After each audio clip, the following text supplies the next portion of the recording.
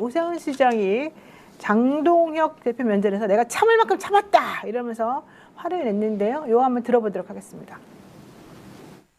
계엄으로부터 당이 완전히 절연을 해야 될 때가 온 것 같습니다. 해가 바뀌었습니다. 그동안 기다릴 만큼 기다렸고 참을 만큼 참았다고 생각합니다. 그동안에 당 대표께서 기다려달라는 말씀을 많이 하셨는데요. 이제 심기일전에서 적어도 계엄을 합리화하거나 옹호하는 듯한 발언은 더 이상 우리 당에서 나오지 않았으면 합니다. 아니 뭐 저 얘기를 갑자기 인제 와서 합니까? 원래 엄청나게 빨리 했었어도 모자랄 판에. 그렇지만 자, 이 시점에 사실은 오세훈 시장이 저런 식으로 얘기를 하는 이유가 있겠죠. 왜 얘기를 하는 겁니까? 때가 왔지 않습니까? 아, 무슨 때가 왔습니까? 선거의 때가 왔죠. 아마 본인은 지금 답답하고 아마 지금 환장할 거예요, 저 속으로. 왜냐하면 정당 지지율은 지금 개판이잖아요. 지지율 격차가 너무 특히 서울 같은 경우 크지요. 근데 자기는 좀 나오거든. 개인으로 양대로 붙으면 좀 나오거든. 근데 저놈의 당은 장동혁이 말을 들을 생각을 전혀 안 하는 상황이고 또 거기다가 본인은 또 지금 사법 리스크가 걸려 있잖아요. 기소가 돼서 재판을 받는 상황이고 이런 상황에서 본인이 아무리 난리를 쳐도 이놈의 국민의힘이 바뀌지 않으면 본인 서울시장 선거에서 승리할 수 없다고 생각하는 이런 측면들이 꽤 강한 거죠. 전 그래서 이런 상황에서 이런 상황 반전을 하기 위해서 오늘 저 얘기를 한 것 같긴 한데 저는 오세훈 스타일의 전면전을 할 스타일은 아니다. 그쵸. 아웃박스 한번 툭툭 쳐보고 자기 이미지 만들고 돌아서면서 어떤 방법을 찾으려고 하는 측면이 분명히 있는 것 같은데 저는 또 다른 측면에서는 장동혁이 변하지 않을 것 같다라고 하는 생각이 꽤 강하지 않는가? 장동혁 대표 무시 전략으로 지금 가는 것 같고요. MB를 만나러 가지 않았습니까? 거기다가 또 무슨 얘기를 했냐면은 걸림돌이라고 그랬어요. 한동훈이 걸림돌이라고 정확히 얘기를 했었고 그러니까 좋아 통합은 좋은데 징계할 걸 징계하고 가야지라고 얘기를 했었기 때문에 장동혁 입장에서는 한동훈은 같이 병존할 수 없다라고 생각하는 거, 공존할 수 없다고 생각하는 것 같고, 그래서 거기를 쳐내겠다는 입장을 가지고 있는 것 같고, 그런 선상에서 내가 얘기하는 계획표가 시작이 되는 거지, 한동훈과 같이 가는 계획표는 내 계획엔 없어라고 얘기하는 것 같고, 만약에 이런 계획에 대해서 반대한다면 오세훈, 당신 예선에서 경선에서 떨어뜨릴 수도 있어 이런 생각을 가지고 있다라는 생각이 들어서 저는 저 당은 제가 볼 때는 이제 거의 쓰러져가는 상황으로 가고 있구나라는 생각이 들어서 잘 됐다 뭐 이런 생각이 들어요. 네, 오세훈 시장의 이런 요구에 대해서 장동혁 대표는 정치적인 의도가 있는 것이다 이러면서 무시하겠다. 그리고 나는 나경원과 손잡고 가겠다 이런 태도를 지금 보이고 있습니다. 한번 싱크 들어보죠.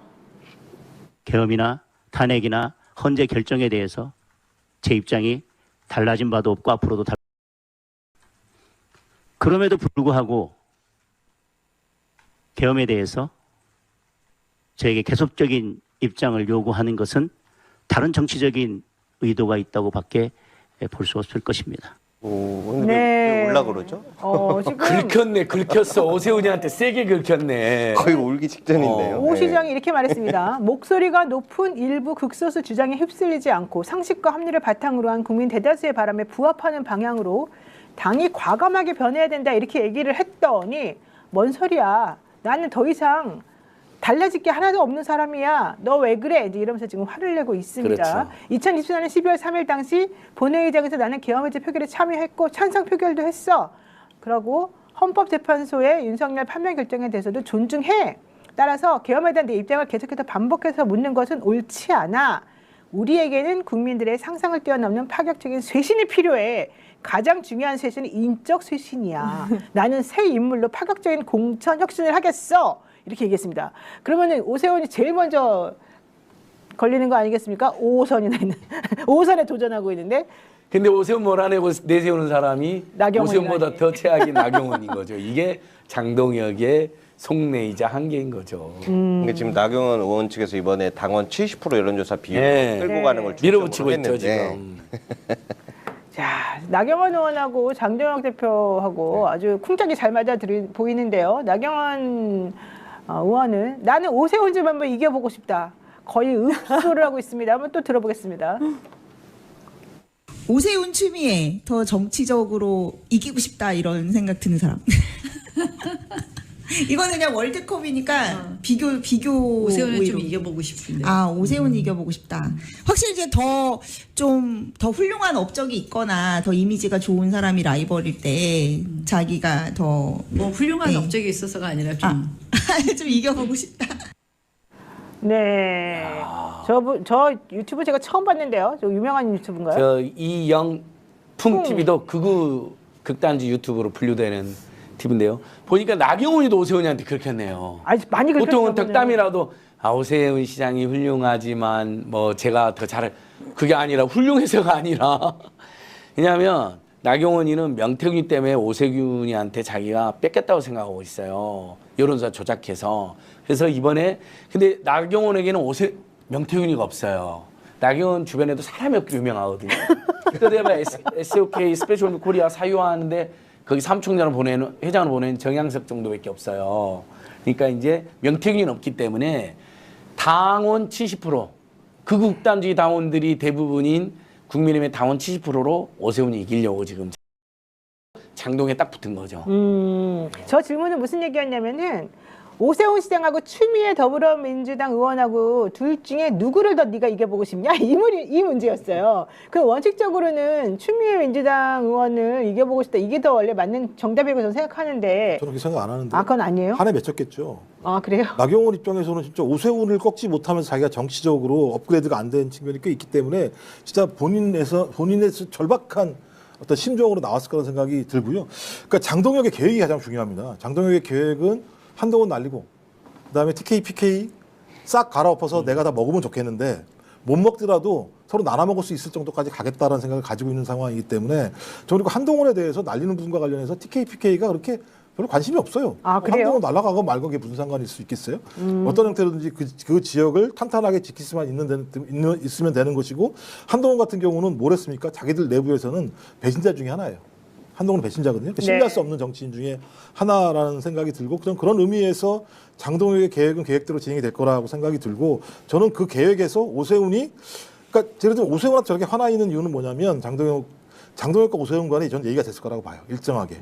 이렇게 가니까 이렇게 해달라고. 내가 그런 부분을 깨고 나왔을 거라는 생각이 들기 때문에 전 저렇다면 저는 오세훈도 날려버릴 수 있을 거라는 생각이 들고 왜냐하면 확인하는 게 있어요. 그러니까 전체 결선에서는 못 이기는데 내부 경선이나 당대표 선거에서는요. 소위 극우적이고 강성인 당원들을 가지고 있으면 승리한다라고 하는 것을 다 눈으로 확인했어요. 장동혁이 살아있는 증거이기도 한 측면이 있는 거죠. 그리고 이건 그전까지 계속이에요. 그러니까 윤석열 정부 들어와서 국민의힘 같은 경우는 윤석열이 말한 대로 김건희가 말한 대로 실제로 작동이 됐고 거기에 숫자가 명확히 있다는 거예요. 그럼 그 숫자를 누가 물려받았습니까? 장동혁이 물려받은 거잖아요. 네. 전 제가 볼 때 거기에 대한 자신감도 분명히 있다라는 생각이 들어서 선거를 이기는 건 중요하지 않아요. 내가 이 판을 먹을 수만 있으면 선거 따위야. 뭐 4년 후에 되면 어떻고 5년 후에 되면 어때. 전 이런 생각이 있지 않을까 생각이 들어요. 네, 2021년 4월 7일 서울시장 보궐선거 경선에서 나경원 의원은 오세훈 시장에게 패한 바가 있습니다. 나경원 의원은 이 보수 유튜버에 출연을 해서 그 당시 이 룰이 굉장히 재밌었다. 2차 경선을 여론조사 100%로 했는데 역선택 방지 조항을 빼고 싫어도 한 명만 골라라고 하는 재질문을 무한 반복하더라. 그래서 결국에는 더불어민주당 지지자를 과표집하는 방식으로 여론조사가 설계됐다. 그래서 내가 졌다. 이런 얘기를 지금 했습니다. 그러니까 나는 이번에 오세훈 무조건 제끼고 70% 당심 70% 여론조사는 30% 경선 룰을 마련해서 난 여기서 한번 오세훈을 꺾고 서울시장에 도전해보고 싶다. 이제 이런 얘기인데요. 근데 저는 이게 사실은 오세훈 시장 되니까는 알아서 할 일이지만 지금 여조를 보게 되면 전체적으로 다 지방자치단체장 선거에서는 여당이 이기는 것으로 지금 나오고 있지 않습니까? 그러면 나경원 의원이 경선에서 이긴다 하더라도 서울시장이 되겠습니까? 나경원이는 지가 서울시장 후보가 못된 것을 지금 용납을 안 하는 거예요. 그러니까 서울시장 후보만 되는 게 목적이에요? 나경원이는 오세훈이가 인간 취급을 안 해요 원래요. 오세훈이 아니면 나경원 서로 그래요 서로. 나경원은 오세훈이는 아주 기회주의자 뺀질이. 오세훈이는 아주 당의 장동혁보다 더한 극단주의자 나경원. 그리고 몇 번 붙었잖아요. 네네네. 근데 나경원이는 명태균 때문에 오세훈이한테 졌다고 생각하니까 실제 페이스북에 올렸어요. 내가 분명히 당대표 선거 때도 이준석 이기고 있었는데. 그치. 뒤집어졌어요.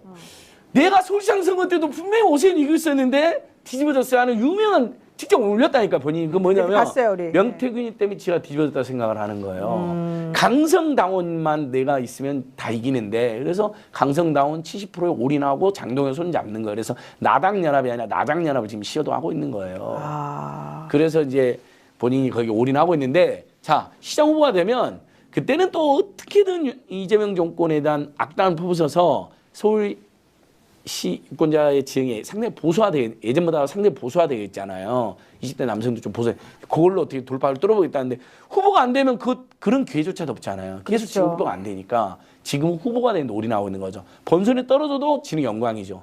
드디어 서울시장 후보가 되니까 이제. 아니, 그러니까 서울시장 후보 되기가 무조건 목표라면 사실 의미가 없는 거죠. 서울시장이 돼야 되는 거잖아요. 그러니까 이제 서울시장이 되려면 후보가 돼야 되는데 번번이 오세훈이한테 밀리니까. 그러면 오세훈 시장의 필승 전략은 근데 있습니까? 모든 정치인들은 이긴다고 생각해요. 자기네가? 이긴다고 그렇죠. 생각했으니까 저기 가는 거고 뭐 생각을 해보면 그런 거잖아요. 윤상현 의원 한 얘기가 뭐예요? 1년만 지나도 다 까먹는다 이 얘기했잖아요. 네. 서울시장 선거 같은 경우는 어떤 나경원 입장에서는 내가 어떻게 해서든지 이기고 넘어가게 되면 서울 같은 경우는 변동이 심한. 진짜 변동폭이 너무 서울은 너무 심해요. 지금 여론조사 나와 있습니다만 일부 언론사 여론조사 같은 경우는 오히려 오세훈이 높게 나오는 게 있고 또 일부는 아니고 이런 게 나와 있는 상황이어서 적어도 4월, 5월, 6월 달에 어떤 흐름이 가는가에 따라서 서울 같은 경우는 아주 유동성이 클 수 있거든요. 그런 측면에서는 할 수 있는 게 뭐겠습니까? 내가 일단 후보가 되놓는 게 가장 중요하다. 그때는 어떤 상황이 올지 우리는 알 수 없다. 최근 상황을 보면 민주당 같은 경우도 여러 가지 내용이 있는 상황이 있고 그때쯤 되면 재판도 1심 대부 다 끝나는 상황이고 그때부터는 어찌 보면 이재명 정부에 대한 평가 부분도 갈 수 있고 이런 생각들을 자기들은 머릿속에서 하겠죠. 근데 다른 지역은 거의 구조화되어 있는 것 같은데 서울 지역만 제가 볼 때 아직까지도 변동폭이 너무 커요. 그런 의미에서 나경원은 자기가 꿈꿔왔던 서울시장 또는 대선 후보 또는 당대표 이런 것들을 해볼 수 있는 품을 자기가 안기 위해서는 서울시장 예비 경선에서 이겨서 본인이 후보가 되는 게 본인의 앞으로의 정치 어떤 일정에서는 매우 중요한 하나의 계기가 될 수 있겠죠. 저희 이제 국민의힘 측에는 이제 취재하기가 쉽지는 않았습니다. 그래도 이제 전화를 좀 돌려봤는데 제가 전화 돌려본 결과 오세훈은 제가 예측했던 것보다 훨씬 더 국민의힘 측에 자기 사람이 전혀 없다. 오세훈과 친한 국회의원 일부라도 저는 그래도 몇 명이라 있을지 알았는데 전혀 없다. 전혀 없대요? 전혀 없다. 이게 이제 제가 이제 그래도 복수의 관계자들한테 이제 취재한 결과인 거고 그래서 지금 오늘까지 취재한 결과로는 아니 그럼 나경원이 서울시장 후보가 될 가능성이 현재 오세훈보다 높다. 그럼 제가 물어봤죠. 여론조사 봐라. 여론조사 보면 오세훈이 지금 다 이기고 있다. 민주당 후보하고도 1대1을 붙이면 다 이기고 있는데 그런데 광역단체장이다. 광역단체장은 지도부의 입김이 반영이 안 될 수가 없다. 그러니까 여론조사가 100% 반영되는 것이 아니다라는 겁니다. 그러면 지도부의 입김과 당대표의 입김과 그 당대표 대놓고 얘기했잖아요. 새 인물로 교체할 수 있다. 이렇게 얘기하지 않았습니까? 그렇기 때문에 그 새 인물이 솔직히 나경원이 새 인물은 아니지만 오세훈과 비교했을 때는 후보가 한 번도 안 돼본 나경원이 새 인물이 될 수 있다. 이거 아니냐. 이런 얘기도 나오고 있습니다. 그리고 이제 말씀 주신 것처럼 저도 궁금하죠. 오세훈이 이기는데 나경원이 지금 돼서 그럼 민주당 지면 어떻게 되는 거냐. 선거는 투표 직전까지 분위기가 어떻게 바뀔지 모른다. 우선 후보되는 것이 먼저이다. 그렇죠. 그럼 나경원은 내가 후보되면 무조건 후보들은 다 그렇거든요. 내가 되면 된다고 생각하거든요. 나경원의 지금 목표는 무조건 서울시장 후보가 되는 것이다. 그러면 의원직을 가진 사람이 광역단체장에 나가면 의원직이 네. 어떻게 되는 거예요? 경선까지는 의원직을 유지하고 경선에 나갑니다. 그 경선에서 이기면 본 후보가 되잖아요. 그때 의원직을 내려놓는 그렇죠. 겁니다. 그러니까 국회의원들은 잃을 게 하나도 없어요. 경선에서 떨어지잖아요. 다시 국회의원직으로 돌아가면 되는 겁니다. 그래서 저는 나경원이 됐으면 좋겠어요. 나장연합이 좋아요. 그런 민주, 진보, 중도 개혁 세력이 필승하게 됩니다. 왜냐하면 나경원이 그 동작에서 그 꼴보기 싫은 짓을 하고 있는데 동작골을 망치고 있는데 비수를 친다고 경선 때부터 사퇴할 수도 있고요. 본선 후보가 돼서 사퇴할 수도 있어요. 본선 후보 되면 무조건 사퇴가 되거든요. 그럼 동작에 보궐선거를 할 수가 있게 돼요. 드디어 나경원을 서울에 쫓아낼 수가 있게 되는 거죠. 동작에 나가실 거예요? 저 말고 동작에 살고 있는 임세은 말고요. 동작에 진짜 좋은 사람 내보내야죠. 유삼영 총경님 있지 않습니까? 유삼영 총경님 절치부심하고 있으니까요. 그런 분들 중심으로 그리고 나경원이 나오면 본선 경쟁력은 훨씬 민주진보 중도 개혁 세력이 유리해요. 더 좋다. 나경원은 정말 극우단주 세력이에요. 그럼 우리 일단은 나경원 의원을 밀어줘야 되겠네. 그렇죠? 지금으로서는 그래요. 국회의원 48대까지. 이경 잘 치재했는데 나경원, 오세훈 둘 다 세력이 없기로 유명하고 둘 다 주변도 없어요. 아, 그래요? 채찍근이라는 사람 떠오른 사람이 없잖아요. 제가 아까 나경원 채찍근하면 누가 떠오르세요? 지금 스페셜 올림픽 코리아 사유하고 있는데 있는 정양석 딱 그 사람밖에 없어요. 나경원 채찍근은. 한동훈? 둘이 아니야, 맞을 것 같아. 아니 그렇지 않아. 안 맞아요? 한 후보 제가 공소 취소해라 했습니까? 네. 진짜요? 네. 이런 사람이에요. 그 둘이는 지금도 잡아먹으려고 그래요. 내일을 7번 하잖아요. 한동훈이. 그렇죠. 네.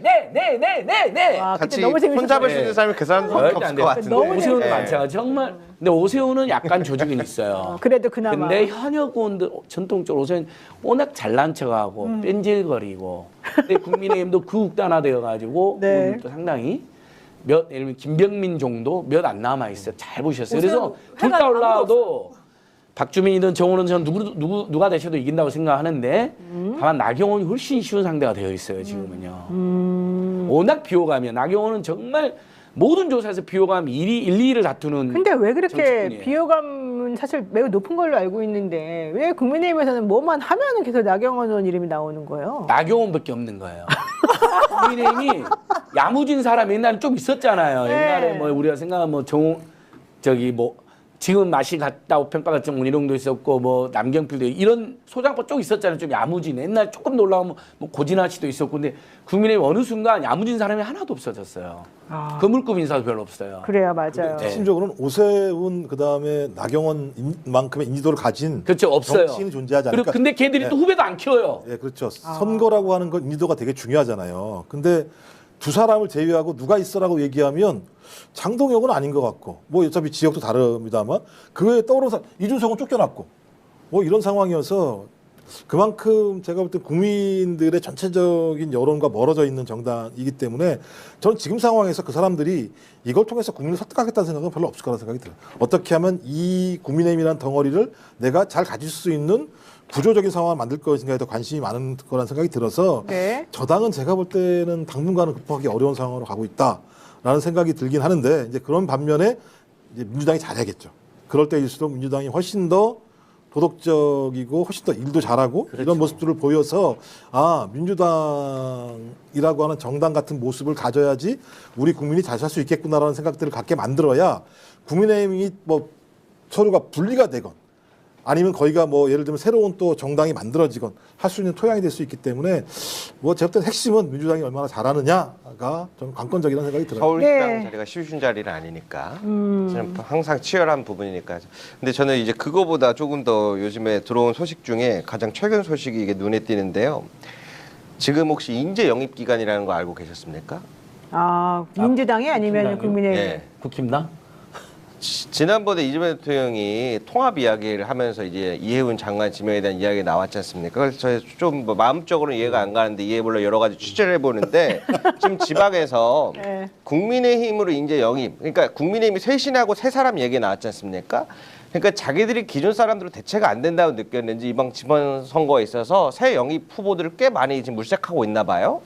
그래서 영입을 해서 물색을 해놨는데 그래서 이야기가 어느 정도 됐는데 이번 인사지명 이후로 민주당 쪽으로 가겠다라고 거절하는 사람들이 꽤 속출하고 있나 봅니다. 근데 이 사람들이 그 지방에서 그 지역에서 알아주는 사람들이래요. 그러니까 이제 미치겠다라는 거예요.